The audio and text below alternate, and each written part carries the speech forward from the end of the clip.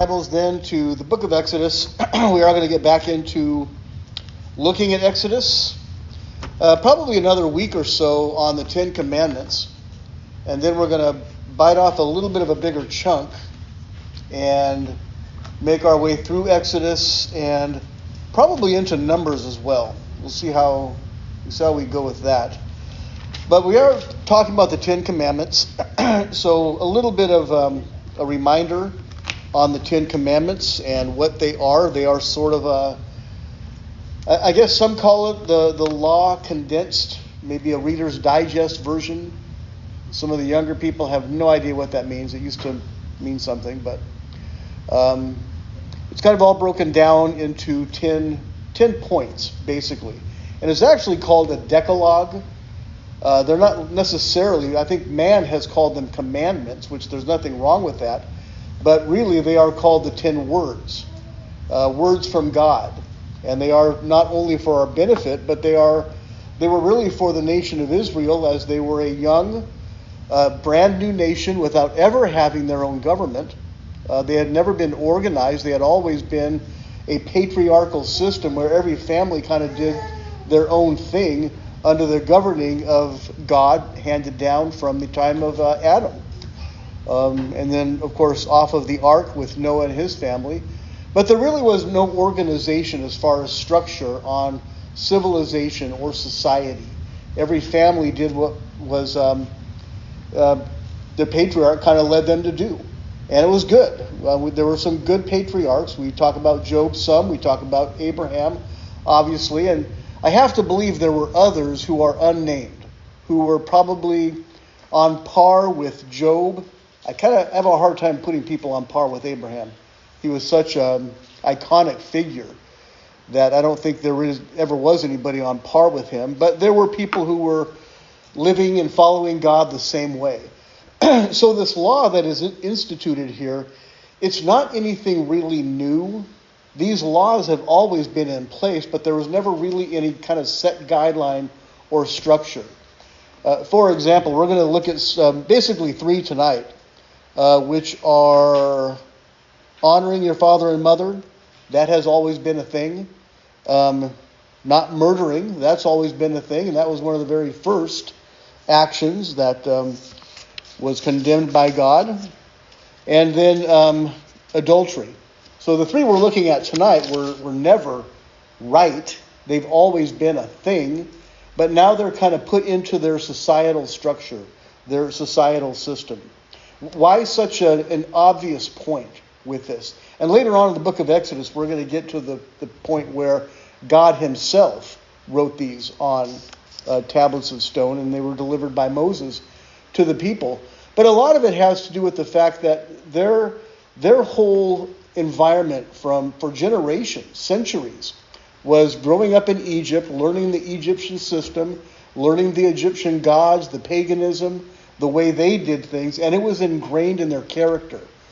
And God wanted to get it out of them. And that's why, as we get into Joshua in the coming weeks, on Sunday mornings, one of the reasons God has them go in and just basically wipe out everything is to get rid of that pagan influence. And it seems really harsh to people. Why God would, in one place, we'll consider this tonight, this is kind of a preview, why God would say, don't kill, as it says in the King James, but then he commands them to go in and kill. So it seems kind of contradictory, but it's not. And one thing God is trying to do with this new government, this people in their infancy, is separate them from what they knew. Now, what I've been trying to do throughout Exodus is draw a spiritual parallel to how this applies to us today. Well, it's a similar thing, but not quite as drastic. Our separation now, once we're saved, once we apply the blood, is through water baptism. That's how we separate ourselves. That's how we identify ourselves with God's people. It's not as ceremonious as going through the Red Sea. It's not that dramatic. You just get dunked in water and you come out. Pretty simple. But I think as far as heaven is concerned and how God sees it, when it's done properly and according to his ways, it's a big deal. And the candidate getting baptized usually doesn't understand it. They feel good about it, and they should, but they don't really fully understand exactly what they're doing. So they have to be taught. We are now leaving this world, and we're operating under heaven's government. So ours is more of a spiritual sense. I look at ours, the covenant we're under, as one step closer to the kingdom of God. Okay, these steps here were quite a distance away. There's a lot of symbolism still, even within these events. There's a lot of symbolism that were meaningful to them, but I don't know if they fully got it. So I want to go through these, at least start reading these 10 Commandments again. In Exodus chapter 20,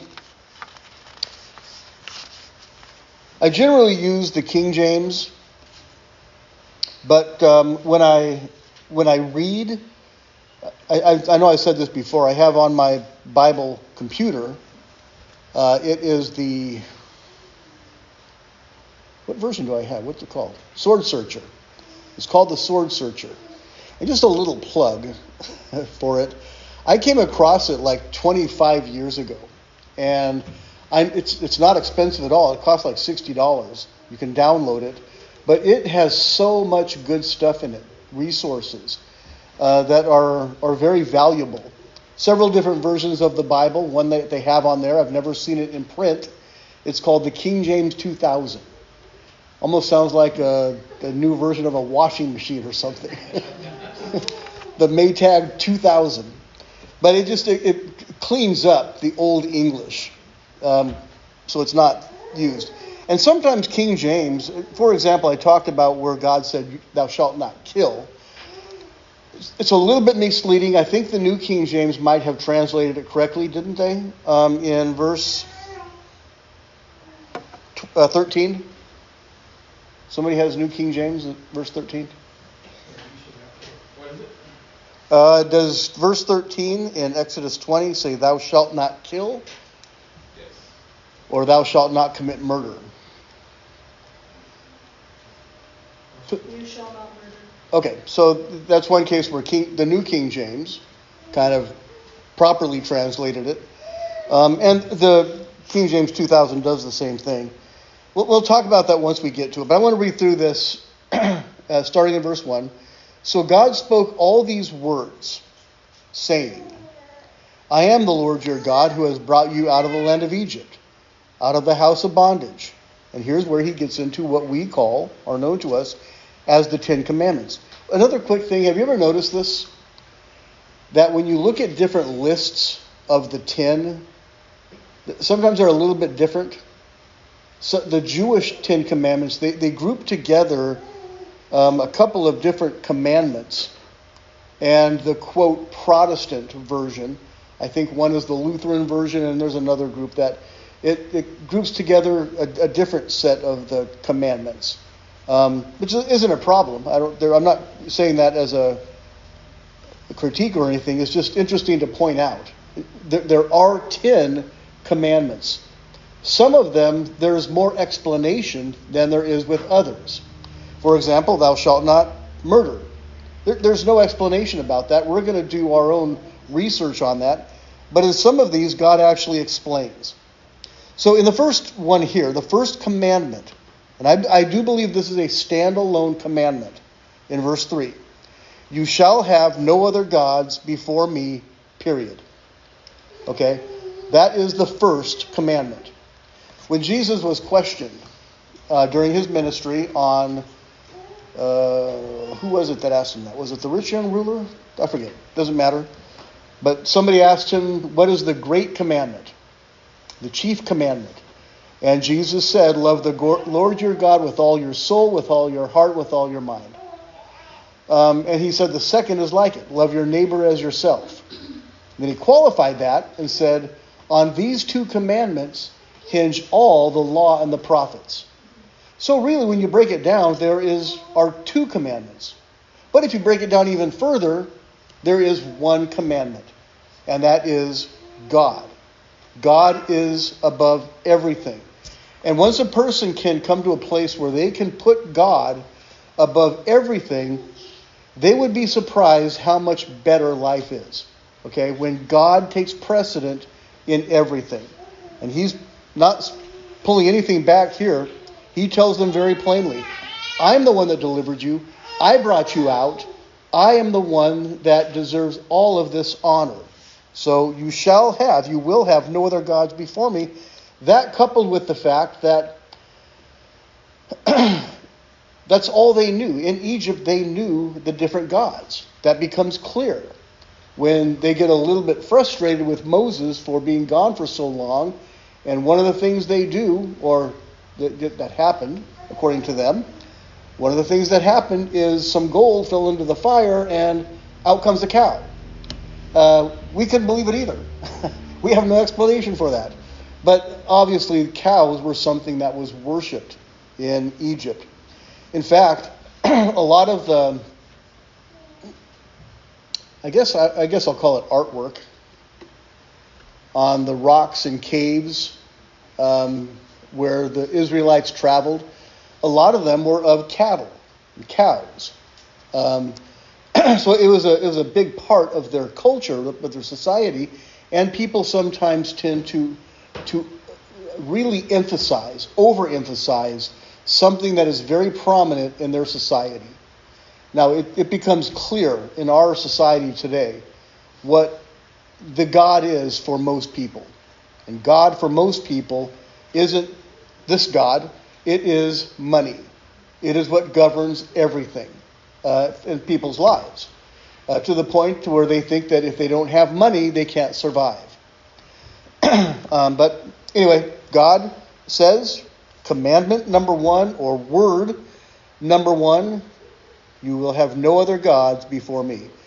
And then verse 4, and I do believe these are both standalone. I separate them as 1 and 2. You shall not make for yourselves any graven image. Now that's closely linked, obviously, to the first one, but it is a standalone commandment, and it was very problematic for the ancient people. You shall not make for yourself any graven image or any likeness of anything that is in heaven above, or that is in the earth beneath, or that is in the water under the earth. So nothing that is as part of God's creation is to be immortalized in a figure, a statue. And that's what they would do. People still do that today. Maybe not in the sense of worship per se, but we have figurines, artwork that are very valuable to some people. When you break it down, it's just material. Okay? It's really meaningless. It doesn't mean anything.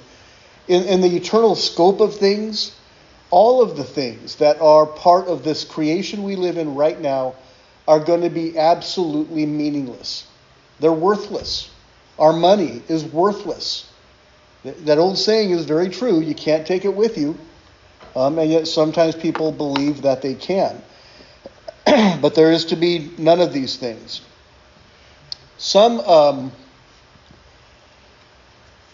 I guess I'll call them radical Christian groups, they go to the extreme of saying that we can have nothing that is an image, even taking photographs of ourselves. Now, from what I understand, when photography first started to become a thing, some people had a problem with it, taking a picture. They were accustomed to people drawing pictures of somebody else, but to actually be able to take a picture and have it stamped out on some paper or whatever really was very, we look at it as, now we got it on our phone. But back in ancient times, it was really very groundbreaking and frightening for God's people. To the point that some of the radical type of Christians thought that if you have your picture taken, it sort of steals your soul because you're immortalized in a photograph. And a lot of people didn't want their picture taken. Now, I don't want my picture taken for other reasons. I don't think my soul is being stolen. I just don't like to look at myself, which is why I'm better off on the back side of the camera lens than the front side. But there's no religious reason for that. But a lot of things that progress over time, I think naturally it causes concern for people who have a mindset of trying to understand the Word of God. Even in more recent history, with everything's happened so rapidly since probably the mid 1800s, early 1800s, with the Industrial Revolution. I'm not sure exactly when that started, but then once we get into the 19th and 20th century, it's like everything just happens so quickly. Every decade you can look at, and there's something new invented to build upon something else. Even flying a space ship out into space was a far-fetched idea. And now if you're a multi-billionaire, you can pay and build a rocket for yourself and go out there, allegedly. Unless you're a flat earther and you think it's all fake. But anyway, we won't talk about that. But you shall not make for yourselves any graven image. That is commandment number 2. We talked about these things. I'm just repeating them. So then he elaborates, you shall not bow down yourselves to them, nor serve them, for the Lord your God, the Lord your God, am a jealous God, visiting the iniquity of the fathers upon the children unto the 3rd and 4th generation of them that hate me. So for God's people, once they start practicing things that are forbidden by God, in a couple of generations, you've got your grandchildren, great-grandchildren, who no longer even know who God is. It's a very interesting dynamic, I think, from 2 different perspectives. One, if you have somebody who is not raised in a faith-based home, for generations, their family never went to church, never cared, they just kind of did their own thing. All of a sudden, one person comes to a place of faith and has a whole new identity, a whole new perspective on life and eternity, and they raise their children properly. Then for generations to come, that decision to trust the Lord, to commit yourself to Him and follow after Him, even after you're gone, is paying dividends, if you will. The snowball got rolling. But generally speaking, what happens is at some point, that chain is broken. And generations later, great-great-grandchild says, I'm done with this, I'm not doing it. What happens? The family suffers, the children suffer, grandchildren, so on. The chain's broken. Same thing's true with God's people. Sometimes that chain gets broken because of a decision that was made that kind of messed everything up. And this is what he's talking about. Idolatry has been one of the biggest problems for man from the very beginning. And we'll talk about the spiritual implication of that because it's still prevalent, just in a different way. But then in verse 6 he says, and showing mercy upon thousands, or unto thousands of them that love me and keep my commandments. That word hate is an interesting word. It really is just a contrast to love, where love means to put first, prefer above everything else. Hate means to bump it down the ranks. In other words, it's kind of second or third or fourth on the list of things. And God does not want to be that. And He looks at it that those that don't put Him in first place is that they hate Him, prefer Him less. Jesus said, he who loves mother or father more than me. I forget what He said. I know He said that, but I forget what followed it. Anyway, let's look at the next one. This is the third command, third word. In verse 7, you shall not take the name of the Lord your God in vain, for the Lord will not hold him guiltless that takes His name in vain. We talked about that a little bit. It's a lot deeper, a lot more meaningful than just, using God's name in a profane way. I think we talked about this. I'm not in favor of using God's name lightly or profanely. I don't even like acronyms. OMG. And oh my gosh is just what would it be? Yeah, derivative, sugar-coated way of saying the same things, just differently. But we need to be careful of using God's name. It means using it empty, maybe for your own personal gain, using God for gain, but not honoring God the way he deserves to be honored. The fourth command, we talked about this. I think this was the last thing we talked about before we kind of went off on a little prayer break. The fourth command, fourth word is remember the Sabbath day to keep it holy. So we talked about that. Now, it almost seems to me that these are, I don't know if they're necessarily progressively getting to where when you really meditate and think about them, there's so many different levels to what he says with this. And some people, even in Christianity today, some circles of Christianity, even some Baptist groups, Seventh-day Baptists, think that we're wrong in assembling ourselves together on Sunday. We should be meeting on Saturday, the Sabbath day. I've given that thought. I usually give things thought that I don't just dismiss them as nutty. I'm not even going to say that that's nutty. I think it's misunderstanding the point. The point is, when Jesus fulfilled the law, the Sabbath day didn't go away. It just got bumped up to a whole other level. It's the 1,000-year day of the Lord. And that is the next day that we are going to actually be a part of in separation. When Christ comes back and separates the righteous from the unrighteous, and the righteous will rule and reign with him for the 1,000 years and then on into eternity. So there's so much more to this than just the actual physical law itself. That when you think about it, when you give it some thought, compare verses with verses, it makes a lot more sense. So he elaborates on this one. He says, 6 days you shall labor and do all your work, but the seventh day is the Sabbath, the rest of your God. In it you shall not do any work, you, nor your son, nor your daughter, nor your manservant, nor your maidservant, nor your cattle, nor your stranger that is within your gates. For in 6 days the Lord made heaven and earth and the sea and all that are in them, and rested in the seventh day. Therefore the Lord God blessed the Sabbath day and hallowed it. So again, I'm not going to go into all that means, but just I think we understand that it's got a much higher spiritual understanding. Now, physically, is it good to rest? Absolutely it is. It's good for your body. It's good for your mind. You need to rest.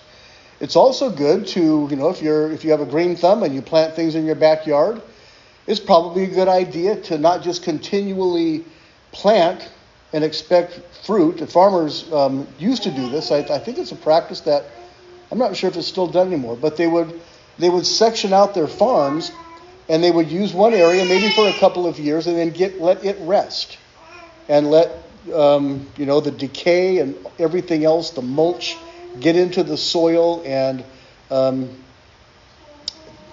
nutritionalize it. I can't think of the word I want. But and then they use a different part. What they're saying now is that the food that we eat, because it's so mass-produced and grown just to turn a profit and get the production, that it really is lacking in nutrition. So really the food that we eat is lacking in nutrition because the ground hasn't been given the opportunity to rest. Okay, let's move on from that. Now the new ones. So the fifth commandment by God is this. You don't see my notes, of course, but I have elaborated on this with different verses. But verse 12 says, honor your father and your mother, that your days may be long in the land which the Lord your God gives you. So, the family structure was very important in the Old Testament. And naturally, I think the pagan cultures, the pagan societies, they were the ones that were really getting involved into the polygamy idea. They really had distorted the structure of the family. We looked at a verse recently, I think it was on Sunday, and I think I mentioned something in passing, but it stuck out to me. One of the early forefathers before the flood, it's the first person that it says took wives unto himself. Cain. Was it Cain, or I thought it was one of his children? He said it was Cain. Okay. I was thinking it was one of his sons maybe, but Yeah. Cain, yeah. Departing from the society of God, that he did his own thing and did what he thought was right and Right. had more kids. Right, well- Sorry. Yeah. Well, the thing is, I think during that time, I think there was a necessity for just populating the earth.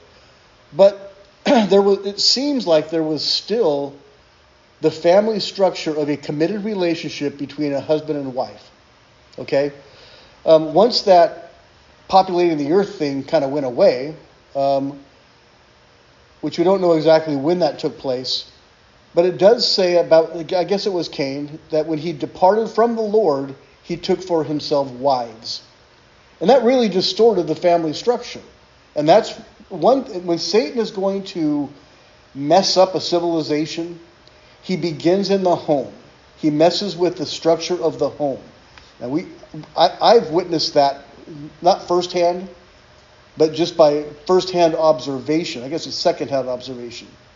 Society has been destroyed because the family structure has been destroyed. It is not at all. What's it called? The nuclear family? That isn't at all what God had in mind. And for a family to stick to the principle of one man and one wife for life, raising their family, their children, their grandchildren, their great-grandchildren in this structure, even though it's very loose in today's world because we're so, everything is so spread out, but we can still have the family structure intact. And that is sorely missing in our culture.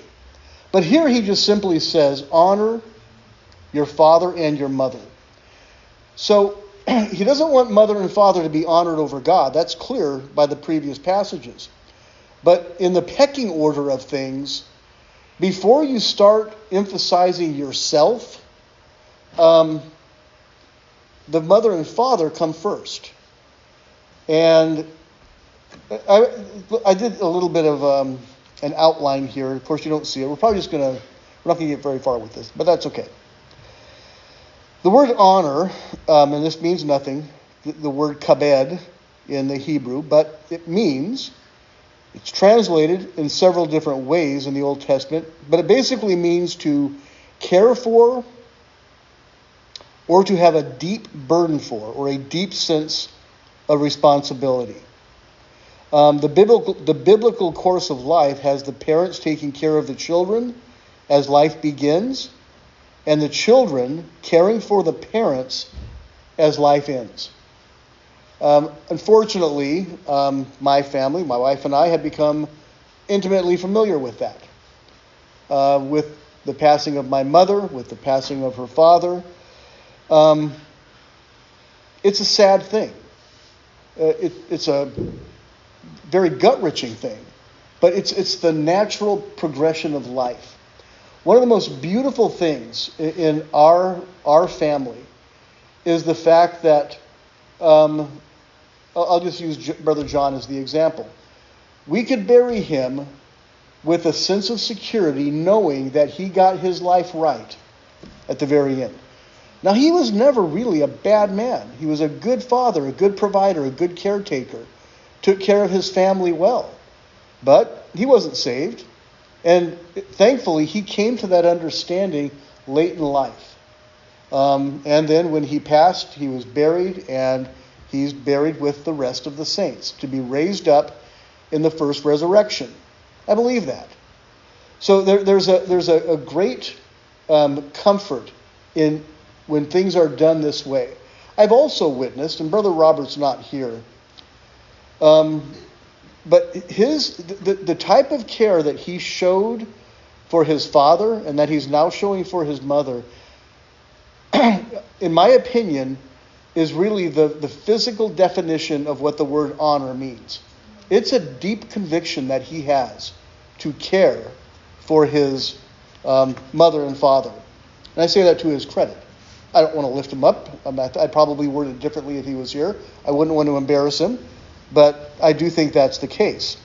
But if we consider some of the other ways the word honor or kabed is translated, it gets interesting. Look at this. In Genesis chapter 13. This is kind of a fun thing to do.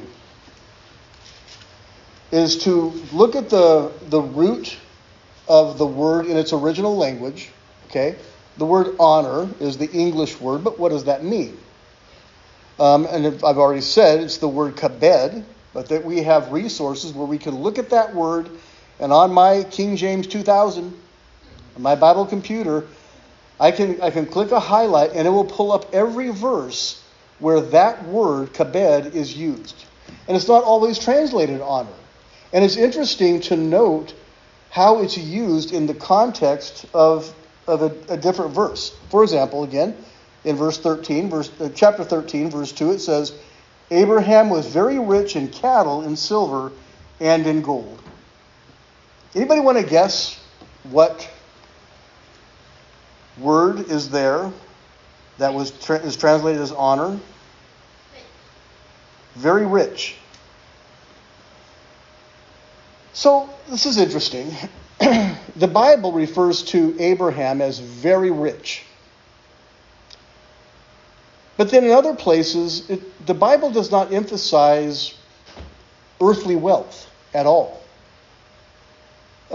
Is Abraham in this passage here, is it pointing out his notoriety, the fact that he had a lot of cattle, a lot of camels, a lot of livestock and other things, a lot of servants? I don't think that's what it's talking about. I think it's talking about his character. The Bible says, it talks about being poor. In the Beatitudes, Jesus says, blessed are the poor in spirit, for they shall, I think it says, inherit the kingdom of God. Well, what's the opposite of poor? Just in our English language. It's rich. So the poor in spirit, somebody who doesn't have a lot of material things, a lot of material wealth, are sometimes the richest people in the world, the best people you could know because of their character. We always assume, and I think Abraham was a very wealthy man. I'm not saying that. But that is not really what the Bible defines Abraham with. It defines his character.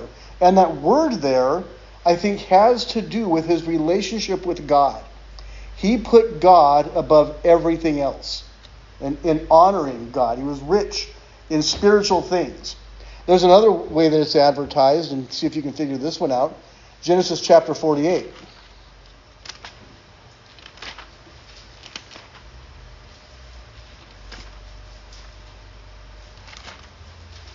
Genesis chapter 48 and verse 10, which says this. I'm reading the King James. It says, now the eyes of Israel were dim for age, so that he could not see. And he brought them near to him, and he kissed them, and he embraced them. There's a lot of different words there. There might be possibilities. But which of those words do you think would be most closely associated with the word honor that is used? Embrace? It's a good guess. But if I had one of those buttons that was Is there another guess?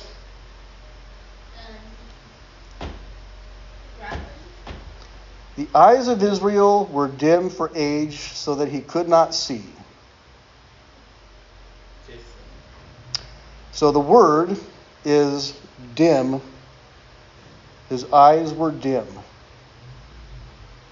And actually, it has the idea of being heavy. So, I'm not saying I have a perfect answer for the different ways that it's used, but just in general context, This man here, who's old in age, his eyes have seen a lot, he's ready to go. One way it's worded, it says that his eyes were heavy. One of the things that begins to go physically with somebody who is dying is their eyesight. But then a lot of times their spiritual insight increases. A lot of times they'll get closer to God with the dimming of the physical attributes that we have. They'll get closer to God, especially if they are right with God. So I don't have all the answers to exactly, how this word is used. We can keep it at just a general face value level, honoring father and mother, especially in contrast to the way our society just kind of brushes people off, just kind of ignores them. I'm not suggesting anything by this comment, but it's almost as if some societies, they really want to kind of rush people out the door pretty quickly and get rid of them. They don't want to care for them. It's costly. It's time-consuming. I certainly don't want the government taking care of me when I'm older. So Eason's not here, but him and Nick that's their responsibility. They're going to be taking care of me. I don't think we'll have time for that. But I'm going to have to get into this more later because there's a little bit more I want to get into on this, because there's a whole other spiritual level to this, not just this physical aspect to it. There's more in a sort of a spiritual sense, an eternal sense. Does anybody have any comments or thoughts tonight? Brother Sam. In Ephesians, it says it's the first commandment. Yeah. Oh, yeah. I was going to get to some of those.